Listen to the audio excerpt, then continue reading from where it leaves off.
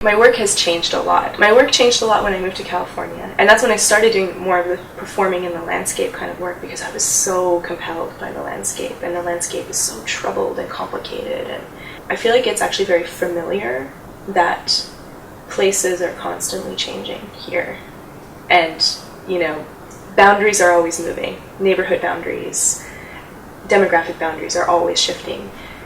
That wasn't so much the case in California, and I sort of went there with a Vancouver perspective, being like, oh, cities are constantly changing, rapidly changing, and it wasn't like that down there. And so I was finding other kinds of threshold spaces between, you know, one sort of land use and another that would be really obscure, and it would be in that tense kind of, you know, butting up against each other for a long time. It wasn't like it was rapidly changing in the same way it is here. Mm-hmm. But I have been doing work that's based in location. I'm just not necessarily putting myself in that location.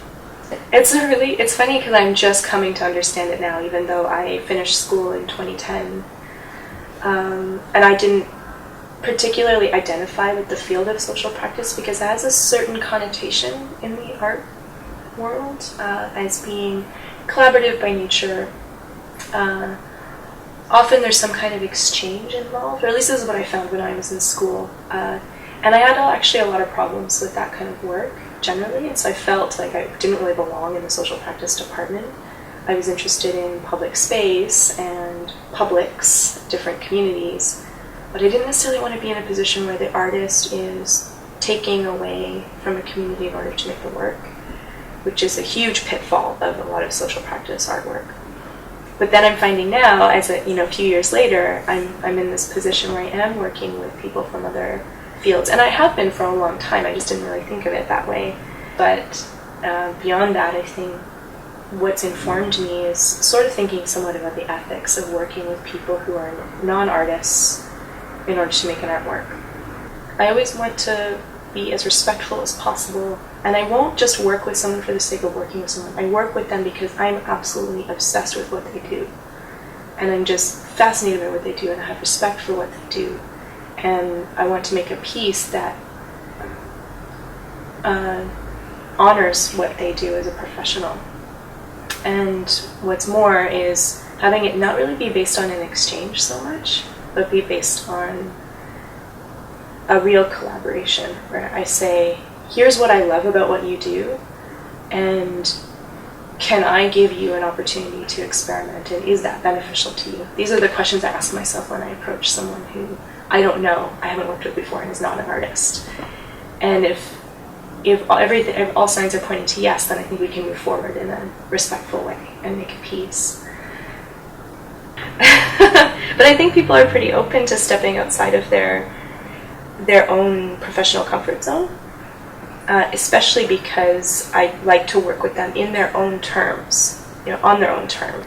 This is why I'm so interested in working with the auctioneer, because it's a type of performance that I really admire, and I just love how they can, I don't want to say the word manipulate, but their stage presence, the way they can affect a crowd, and the way they can control a space, an audience space, is just incredible to me.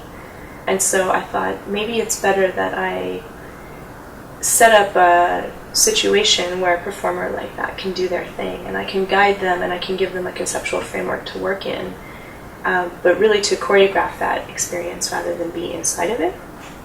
She's never done an artwork in her life, so we are truly crossing over into each other's fields with this piece. She's performing an artwork, and not only is she performing it, she's informing it. So we're writing the script together. I propose a script to her, and she gives me a lot of feedback around, oh, this is what you would say in an auction. Here's what my formal skills tell me, and then together we have this script that we've made and a performance that we've made. But it's also my first time being part of an auction. So, we kind of create our love child when we do this. And when I'm asked to do a piece for a gallery, I struggle with it a lot because I find it to be this, attempting to be a neutral space, but no space is really neutral, or kind of depoliticized space, and I struggle with that because every other space I work in is totally politicized. Mm-hmm. Any kind of urban, public, outdoor space or architectural space has a certain spatial politics to it, and the gallery is trying to negate that often. And so you know, actually this upcoming performance is very much in response to the gallery space as a political space.